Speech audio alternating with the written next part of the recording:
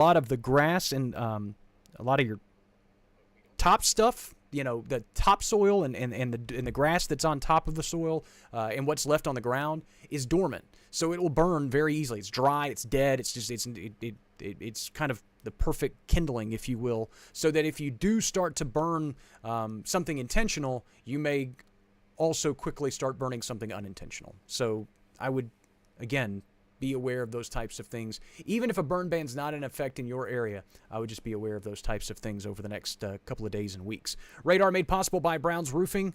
Nothing doing radar-wise, but we do expect the rain to return spotty through the middle parts of this week, and then better chances of rain and thunderstorms this weekend. Look at Futurecast. Winds are back out of the south tonight. Clouds will return. Maybe some fog as well. We'll take a look at visibility in just a minute. Cold front moves through the area late tomorrow night, and it sets the stage for some overrunning scattered showers through the daytime hours on Wednesday. Most of it will be very, very spotty. Boundary continues to advance off to the south and essentially washes out, sets the stage for some cloudy, kind of unsettled, kind of gloomy, gross days before we set up for the rain chances that return Friday into Saturday. More specifically now, Saturday, and maybe even into early Sunday. The storm system looks to be moving a little bit slower than earlier anticipated, but we'll continue to time that out over the coming days. A look at Futurecast visibility. Of course, all your Futurecast products made possible by Bayou Power Sports, I-20 frontage road in Monroe, shows the potential for fog development during the early morning hours tomorrow. Most of us will at least see the potential for fog. The best chances will be in our river valleys. Exercise caution. Visibility could be limited. You may have to give yourself a little extra time to get where you're going. There is the possibility that it could become somewhat widespread to start the day tomorrow, but should mix out pretty quickly as we go through the afternoon, or through the late morning, that is. Check of high temperatures unofficially for the day, and most of us landed in the upper 70s to right at 80 degrees.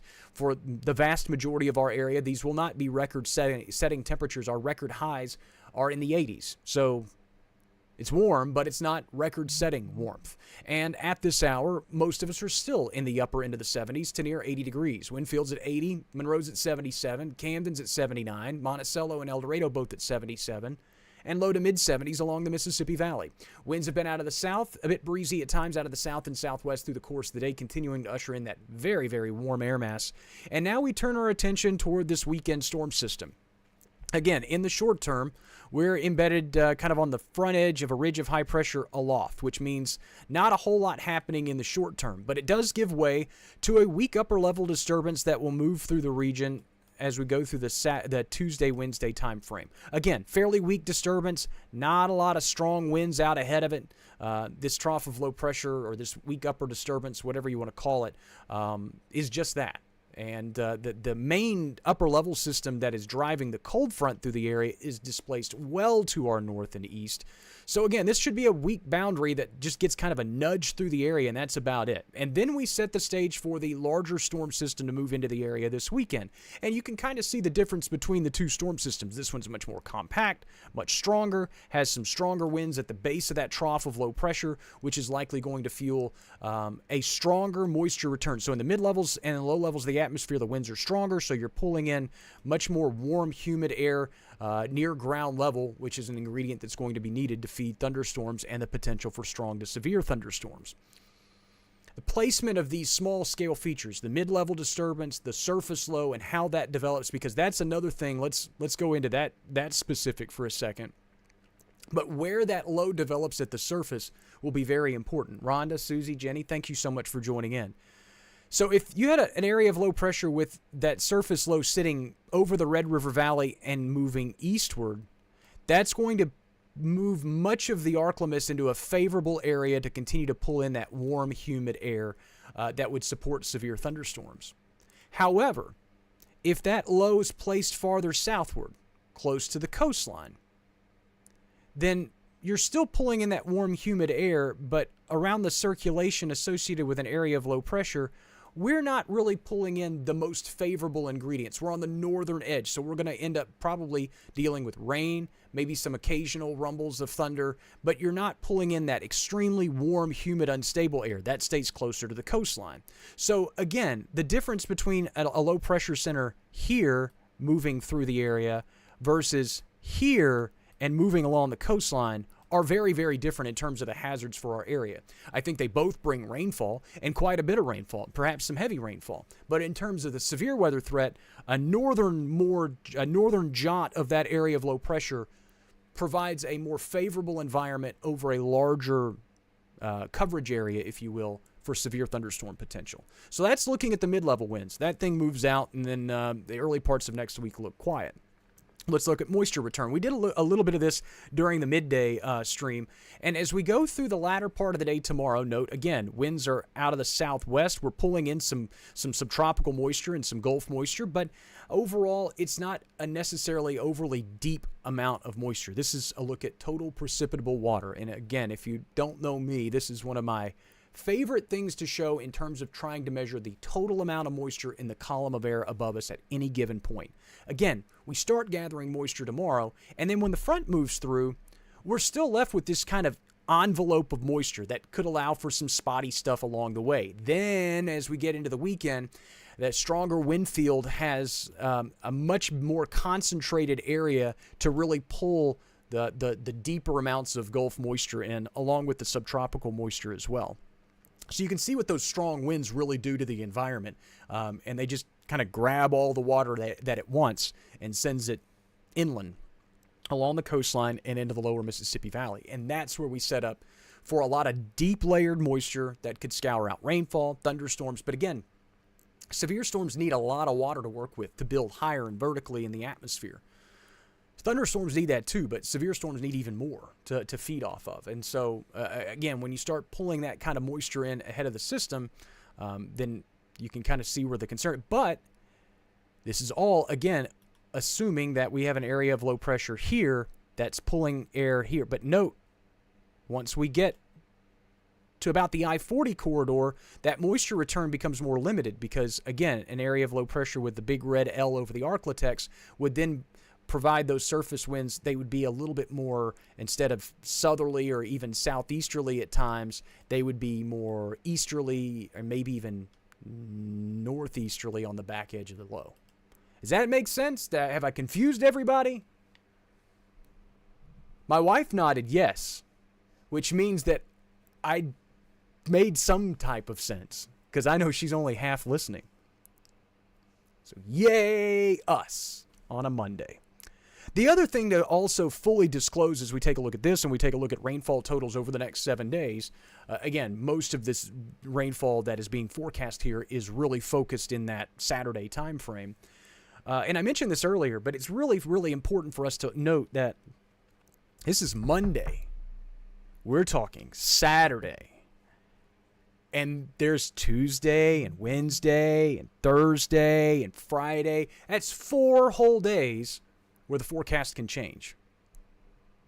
And we just went through this with an ice storm. And we just went through the forecast is designed to change. It's meant to change. So I cannot stress that enough, that with severe weather, it's not even more the case. It is the exact same case. Forecasts are designed to change. As those smaller scale features continue to move around, we will continue to see confidence kind of ebb and flow until we get those details pinned down. Okay, the area of low pressure is going to be generally in this area, so that means that severe weather is favorable in this area. Those are the types of things that we just don't know yet. And so we can, and that's why I also didn't post a big severe weather threat level yet. A, because the Storm Prediction Center doesn't have one out yet. B, if I was going to outlook an area in our region, it would be the entire area, which would make no sense. And C, that area is going to move around a lot. So let's just, again, handle what we can handle while we can handle it. Jerry, Claudia, thank you so much for joining in. Louisiana Cooker is in on YouTube. Hello. Look at the day planner as we go. This is the night planner, but a look at the night planner made possible by the Monroe Chamber of Commerce and Leaders of Change. You can learn more at monroe.org. Again, one of our newest local business partners here at the Digital Weather Desk, and we appreciate them being on board. The fog is a possibility tonight. If you're looking at this going, why is it so blurry? That's the fog. I made a little fog thing in the front, so the graphic, it's fun stuff. 60s for temperatures through the nighttime hours, eventually falling into the upper 50s overnight. But again, the clouds and the fog will be on the increase through the overnight time frame. So plan accordingly if you have early evening plans. Again, lows tonight in the upper 50s, daytime highs tomorrow mid to upper 70s, very similar to where we were today. Winds will be out of the south-southwest. A spotty shower not out of the question, but the best rain chances will be late tomorrow night. Look at the 7-day forecast made possible by 3B Hardware. Again, we'll wiggle that front into the area early Wednesday.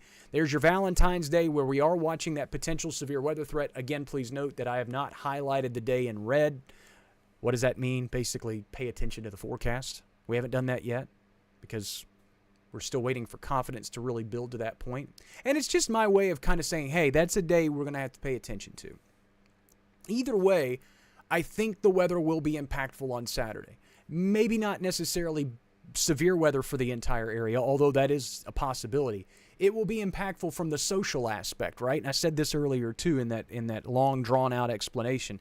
As you look at the social aspect of things, a lot of folks have Valentine's Day plans, outdoor plans. I've been planning this day for at least 30 minutes, right? So a lot of folks have those types of plans, and they don't pay attention to the weather, or you may kind of disconnect. It's also the weekend, so a lot of folks pay less attention to the weather than anyway. We sound these alarm bells early not to scare or we're just trying to make you aware of the fact that the weather could be really crummy on Saturday, and if you have outdoor plans, you may want to start thinking about moving them inside. We will trend cooler, but not drastically cooler for the early parts of next week. 60s for highs, with lows falling back into the 40s. For those wondering if winter is gone completely, I would say probably not. We will probably see some sub-freezing temperatures again at some point. Just can't say with a lot of confidence when that will be. Your fishing game set up for 8 o'clock tonight, made possible by First South Farm Credit. Again, if you are not a fisher person or an angler, or a hunter, then it's just a good piece of weather information to have to get you going for the day. It's hour-by-hour forecast, wind, rain chances, stuff like that. That'll come out at 8 o'clock tonight. I'll join you first thing tomorrow morning with a look at the forecast and, of course, kind of the normal content schedule tomorrow. Our midday may be a smidge early tomorrow. But I'll tell you about that. That's tomorrow. This is today. Forecast is always available at digitalweatherdesk.com and on the Digital Weather Desk app, available for Apple and Android users. Links to download can be found at digitalweatherdesk.com. Thank you just so much to all of our local business partners that make this weather platform happen. And if you appreciate them, a quick message goes a long way. Send them a Facebook message. Hey, thank you so much for supporting the Digital Weather Desk. We appreciate it. Those messages will make their way back around. I can't tell you how many times some of our local business partners have come back to me and been like, hey, I got this message from one of your viewers. That's really cool. Or I got 3 or 4 messages from your viewers, and that's really, really cool. So, again, they do make a difference. And I appreciate y'all's interaction with our business partners along the way. All right, I'll join you tomorrow morning. We'll continue to attack this storm system for the weekend from all angles and try to keep you ahead of it as best as possible. And like I said, the forecast is always available on the app if you need it. I'll see you tomorrow morning. Thanks so much for stopping by the Digital Weather Desk, powered by Century Next Bank. As always, so glad you're here. Enjoy the rest of your Monday. Century Next Bank is proud to sponsor Digital Weather Desk with local meteorologist Jared Floyd. The Digital Weather Desk is your local source for the latest weather information to help keep you and your family safe and to plan your week. You can follow us on our social media platforms, download our app, and you can also find us at digitalweatherdesk.com. The Digital Weather Desk, Powered by Century Next Bank.